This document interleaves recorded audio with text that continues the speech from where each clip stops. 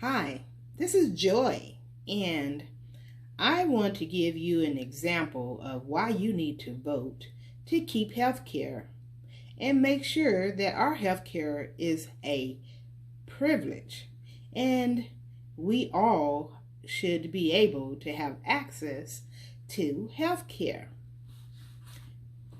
Number one, I want to compare having health insurance versus not having health insurance. But in order to do that, you must know if you have health insurance, because that's the positive way to go. We know that health insurance help us stay healthy. Sometimes if we know our benefits, we can even look at and participate with gym membership. We can learn diets and exercise to help ourselves stay healthy, which is the number one goal. But for all it's worth, we cannot allow our health insurance to be taken away from us. It should not be a right. You and I must not let this happen. So now, if you have health insurance, let's think about it. Because some people have lost their health insurance due to COVID. So you had a health insurance plan, and we're going to say you are 20 years old. So your health plan may only be from 70 to 100 without a subsidy. So it depends on what state you lived in, because some states did not take Affordable Care Act.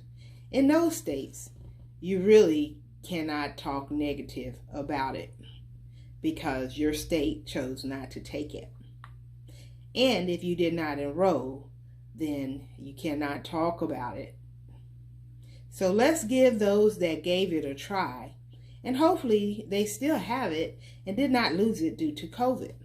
And we sure do not want to lose it permanently by having it taken away from us because of a political party.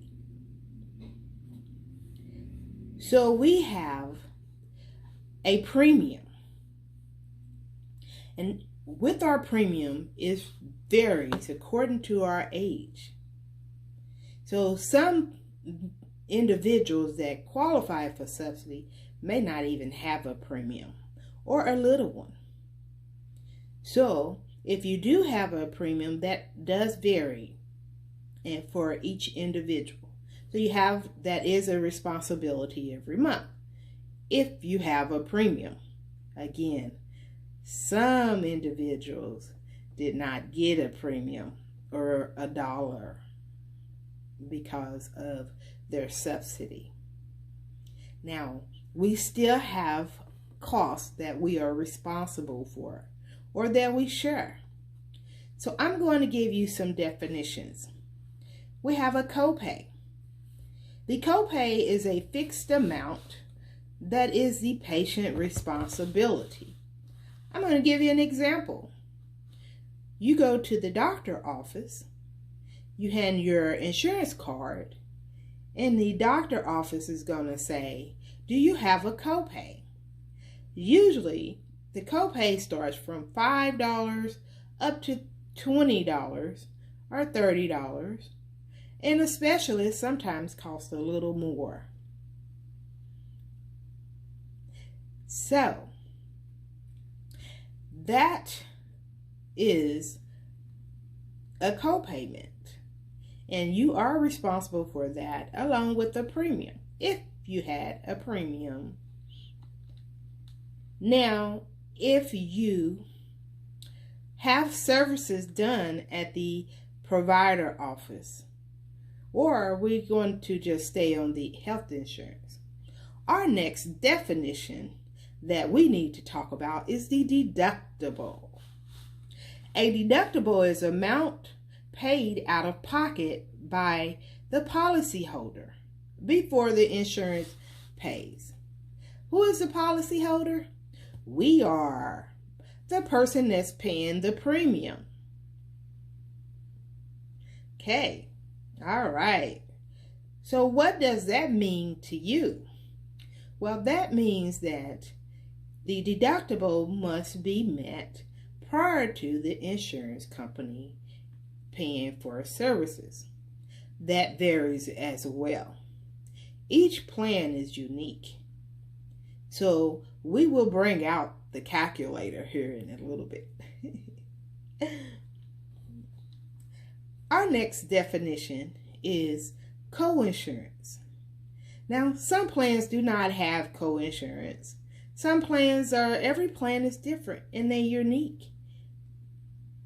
But for the most part, a coinsurance is a paid shared amount that the policyholder and the insurance carrier or company pay together. And that varies on the amount. Okay? All right. So we're talking positive because everyone needs health insurance. Right? So remember that we all have preventative services for that's part of your insurance. In that case, you don't have to worry about any of those definitions. If you stay healthy, then that's pretty much all you need to do is just see the doctor once a year. So, stay healthy, right? Keep moving, exercising, social distancing, wearing your mask. Don't get that infection or disease and viruses. Those are bad. Those are called pre-existing conditions. So if we get our health insurance taken away and we no longer can get health insurance, whether we have pre-existing or not, that is bad. Okay, so let's play with some numbers. We like numbers. Let's say you have a premium that is $69. $69. And you have a copay of $20. So you don't go to the doctor every month, not even every 3 months. So we shouldn't really count the small bucks. How about let's just count the premium, because most of us like to stay healthy and we visit our doctor only when we need it for preventative services. So if our premium is $60 a month times 12, that come up to $720 in a year. Okay, so if you use it, even one time you go to the emergency room, sometimes those emergency room has copays, but guess what? You're covered, and you have a deductible and a maximum out of pocket.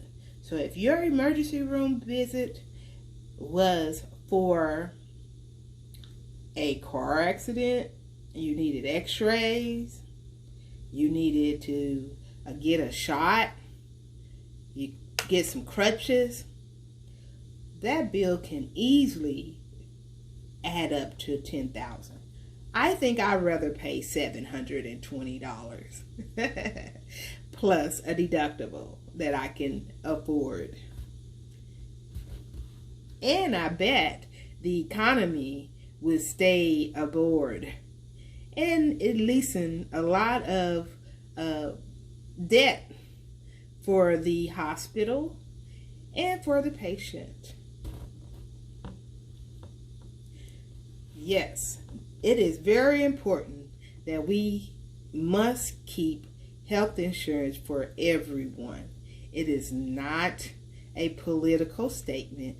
It is and should be a right and access for everyone, no matter what condition or any pre-existing condition or income amount. Right? Right. Okay, so that's the realistic that I hope everybody can go on, is having health insurance. So let's imagine that you did not have health insurance and your year was not all that great. Even if you did go to the doctor office one time, just one time, your bill, if you're going for a cold or something simple, you will pay at least $100 plus for the visit. Hopefully you don't need medications. My goodness. Could you imagine that? So you have medications that you need to get. If you get a shot, that's another $100. You could easily add up a doctor visit up to $300. That's almost half a year premium. And don't go back for follow-up. Because then you have to add another $50 or $60, maybe $100, depending on what the doctor charge. If you go to a minute clinic or a walk-in clinic, you can see the cost of how much a specific service is. Thank God for those. My goodness. So we don't want to be caught without health insurance. That is not fun. That alone is stressful. So I like for you to think about those that are born with type 1 diabetes, asthma. Well, now we have COVID. So if you've had a diagnosis of COVID, that's pre-existing, we want you to be able to have health insurance. I do.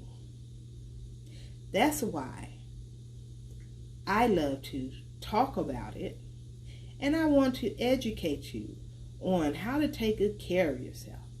We can't just depend on the insurance company. We also need to take care of ourselves by eating right, exercising, and having regular visits to our doctor office, our dentist, trying to eat normal portions. We can beat this obesity crisis and mental crisis. Some health coverage offer mental health, and some of us really needs it, especially now. It's so much to hold on to and take into account. We can work this out together. We can beat all of the odds. Just by getting health coverage is a small step toward better coverage, no surprise bills, and feeling good about yourself. Our country needs us all to work together. We all do not want to get sick, but it happens. We're human. At least I am. So even if you're immortal, I bet you would still need health insurance. Well, I hope you learned a lot today. Some of it may have been a refresher. But it is important to have health insurance. So we need you to go vote. And we need to make sure that the Affordable Care Act is not removed. I love you, and there's nothing you can do about it.